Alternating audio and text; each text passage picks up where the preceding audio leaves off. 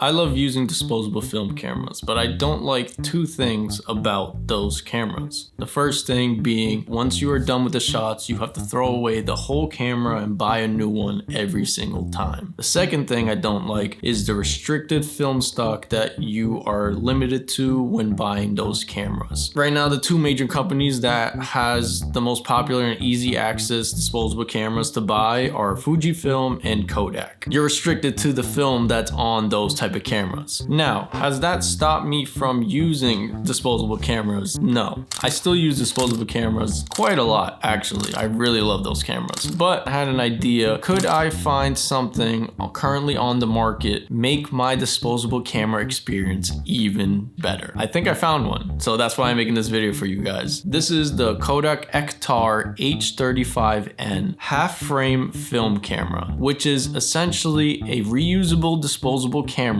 that allows you to use any type of 35mm film stock that you want. But the good part about it is, one, you don't have to keep throwing it away, and two, it's a camera that will also help you save a little bit of money when it comes to film. Let's talk about it, and hopefully by the end of this video, it might be a camera you guys will pick up as well, because it has impressed me quite a bit. So let's get into it.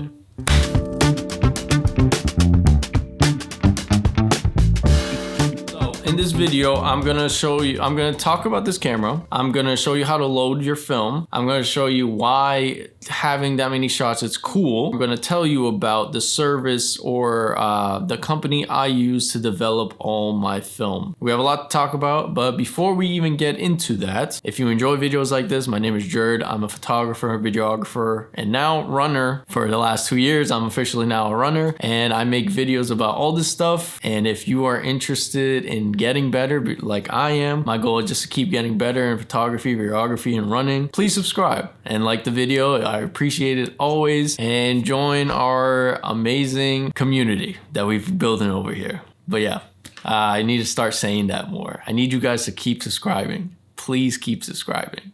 All right, cool, we'll get into it. The price of this camera is around $62. The caveat with this camera is that it is a half frame film camera. So what does that mean? If you can picture a regular size 35mm shot on a film, it splits that shot into half. So one shot gives you 2 photos. By doing this, it is giving you double the photos out of one singular roll. Usually a 35mm film roll or film stock gives you 36 shots. So one film roll is gonna give you now 72 photos in your hand at one time in one given roll. The idea that you get double the shots, pretty major when it comes to film, because film is expensive. So now just imagine, so one singular roll, because it divides everything in half and gives you 72 shots, that will be like you have 2 disposable film cameras for the price of one. You're paying for film, and you're paying for developing and scanning it. So if somewhere along those lines, you can cut a cost some way or another, cut some type of price in the long run, especially with film. I love having more shots, especially with disposable film cameras. Sometimes I get into the modes where it's like every shot matters so much,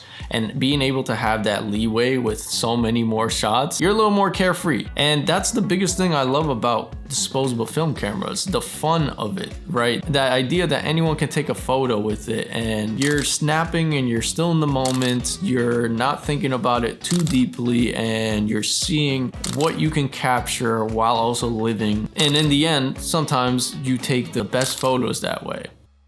Let's just get into the specs first. This camera is a 35mm film camera, a manual wind and rewind camera. It's completely manual. There is one battery that you inserted, and that is specifically for the flash on this camera. Even if you didn't put a battery into this camera, it will still work manually. The lens itself on this camera is a 22mm with an f11 aperture. With the flash on, that aperture is f8. Its shutter release is 1/100 per second, and it has a bulb shutter. And it also has a built-in star filter, but I'm gonna be 100% honest with you guys. That part of it seems very gimmicky to me. The star filter is cool, but also if you really want a star filter, there's so many ways to do it in post. I haven't used it a lot, and I don't plan on using it a lot for the star filter. That wasn't a reason why I bought the camera, and if it is a big reason why you bought a camera, I'd expect it to be a lot better. Other than that, if you ever shot with with disposable film cameras, it feels the exact same way. I took this camera on 2 weddings that I shot extra bit of photos out of 2 of my friends' weddings this summer. Film stock I used for this wedding was a Porta 800. I really like this film stock a lot because it allows you to be versatile in indoor setting and outdoor setting. So the photos came out so cool. I was really impressed because almost all those shots back. There was a couple that were lost because it was probably me messing up on how to use the camera. I love the film stock. I love the colors.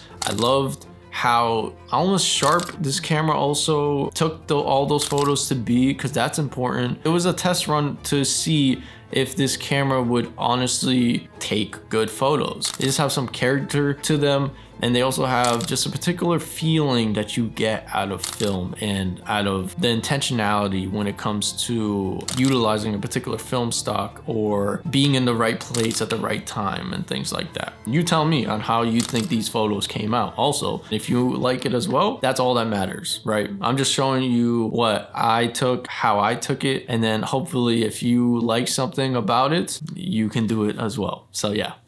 How to load your film into this camera. And then I'll give you a couple of tips when using this camera that you should keep in mind to prep you a little bit on your first couple of rolls until you get used to shooting with this camera. To load the film, you open up the compartment in the back. You have the right side and the left side. And in the right side of it, that is where you are inserting the roll of film. You have a little push thing that pushes up and down that expands inside to the roll that holds your roll. Drag a bit of that film out to then bring over to the left side that little part of the first bit of film inside that little hole. Hold it down with your thumb just a little bit and slowly start winding it, just so that little hole, it just catches on. It's not a lot, you don't need to do a lot, just maybe like 1/2 singular rotation or a full rotation. Close the compartment, then wind it all the way to the first shot. It should stop. Turn it over and you see the little 1 on the number. You have successfully loaded the film into it. When you have finished shooting 72 shots, the only other thing I can tell you about it is gonna keep winding, and you're gonna feel like you just have photos to keep taking at that last bit, that last number 72. So once you feel like you've shot the 72, that is when you have to rewind that film back into the roll, just so then you can take it out, put it back in a cartridge, and then send it off to get developed. You press the little button on the left side to pop the roll off from the right side,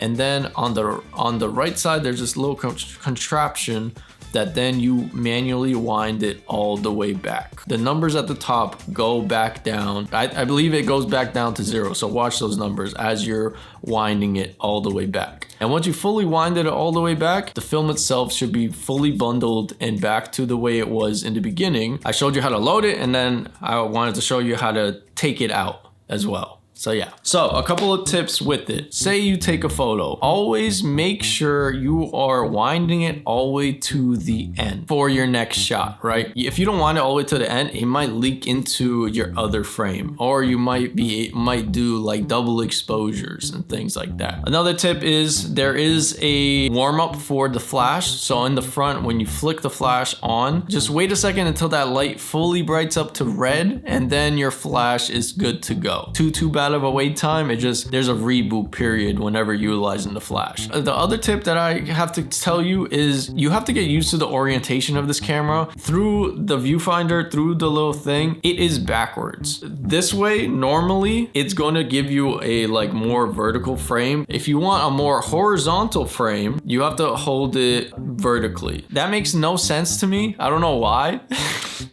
But I didn't make this camera. I don't know the science behind that. I need to look into that more, but at the same time, it still gives you a little bit more of a wider frame than if you just hold it regular landscape or horizontal the way it is. And other than that, pretty much just a disposable film camera. It's not hard to use at all. Now, I want to tell you guys, or I want to show you guys the service that I use to develop my film. I just want to preface this by saying I'm not sponsored by any of these people. I'm not sponsored by Kodak itself for this camera. I would love to be. I'm not sponsored by this next company that I'm going to tell you that I utilize for developing my film. I think they do a really great job. They get you film very quickly back. The company I use is called Disposable. What I have to do to send in a roll of film is I put it back in a cartridge. I then go onto their website. If it's a full disposable camera or if it's a roll of film that I need developed, I just go over to the site and match up for my scans. I usually go with large scans. Once you buy them, they have a shipping label ready for you to download, and then you just send them off via the post office over there. They usually are pretty good, are pretty fast at getting me those files. Pretty cool option that if you really want, you can get that full developed roll of film back. I've done that multiple times because of the weddings. I wanted those rolls of film, the physical rolls of film back, just to give to the bride and grooms, just as a special gift that they can have forever. With film photography, having a good place that develops the film properly is almost as important as taking the photos. When I had like an idea of like, okay, why would I want half frames? Wouldn't that lose quality in my photo? Those file sizes are pretty large. Because it is scanned at such a high resolution, you're not sacrificing or losing quality into the shot. Because I consider this camera a disposable camera, but because I can utilize any 35mm stock, it gives me a little bit more control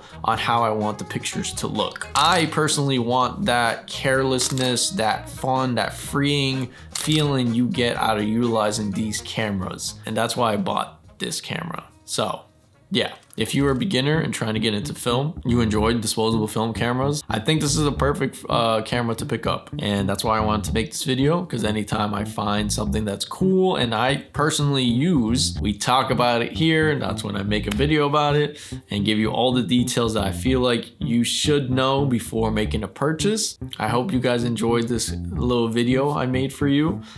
I hope you guys enjoy the camera if you end up buying it. I think it's a cool camera. It exceeded my expectations, and yeah.